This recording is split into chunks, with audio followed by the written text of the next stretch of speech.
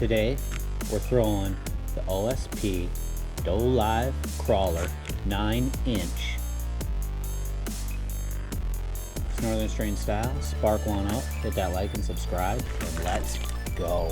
I'm a fishing man out on the lake. I got a boat full of tackle and a pole that'll never break. Well, over on the lake in a shady little nook sat a sweet little thing trying to bait her hook. The way she looked in her bathing tan, I almost forgot I was a fishing man, but I'm a fishing man out on the lake. All you need is a line and a pole that'll never break. Alright, the Osp Dolive Crawler, the 9-inch. It also comes in 3.5, 4.5, 5.5, 6.5. And the old 9-incher. Okay, so let's check it out. Trying the new camera angle, so hopefully we get some better view of the baits here. Well, the first thing is it's 9 inches and it's pretty fat down at the head. It stays fat until about 3/4 of the way, and then it tapers down thin.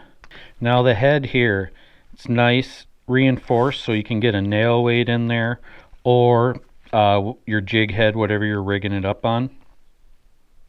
Then it has the ribbed body in the middle section there.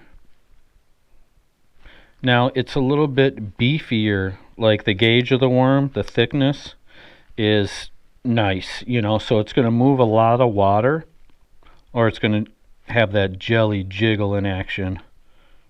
The worm is high buoyancy.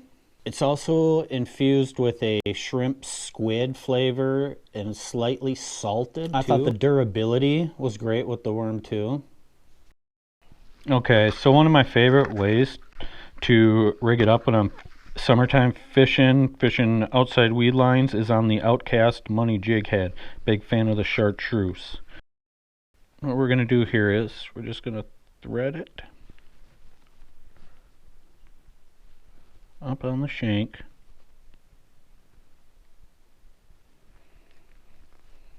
Push it up on there.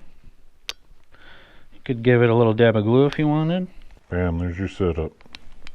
Now, other people might be onto this, but this was my first trying a straight worm on a swing jig head, and man, this one had sweet action. You saw how that tail was sticking up once it hit the bottom every time. It had that little jiggle to it, and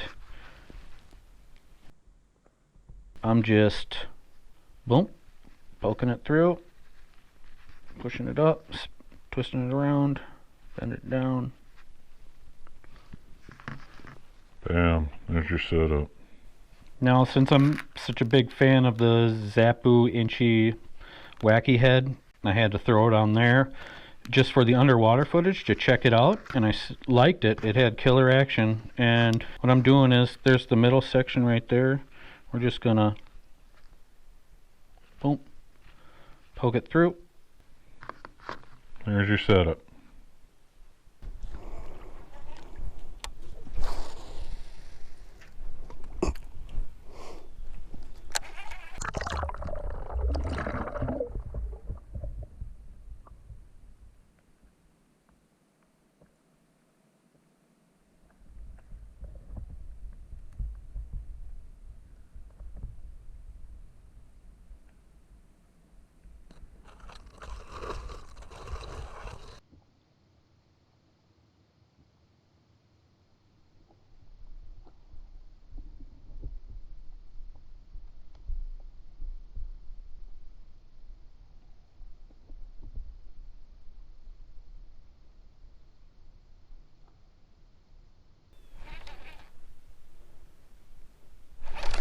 There we go.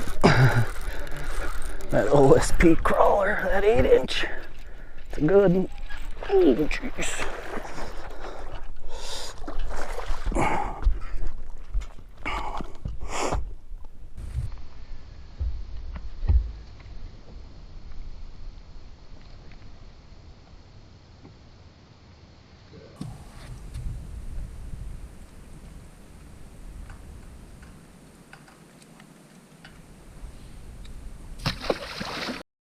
All right, let's check out the bajillion colors it comes in.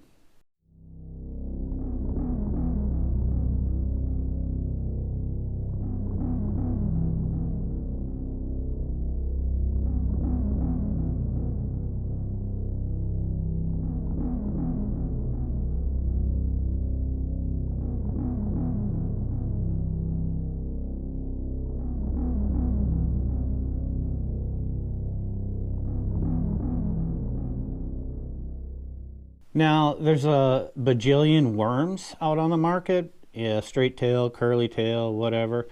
But the one thing a lot of people don't think of is the thickness or the girth of the worm.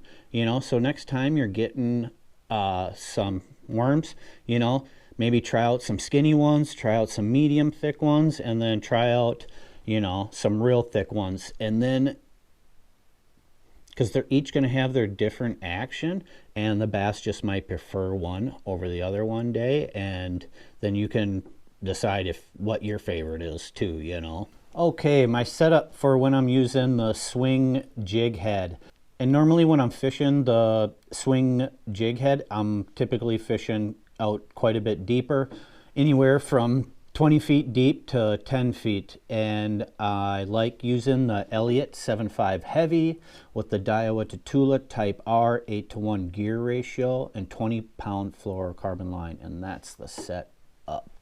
Now, if you're throwing it on the ZAPPU INCHY WACHY head, you know, you're going to want to use a spinning rod or a really light bait finesse setup. And with the Money jig head, you can either use like a heavy spinning rod or like a medium action bait casting rod, you know, and just get it snagged in those weeds and pop it right on out.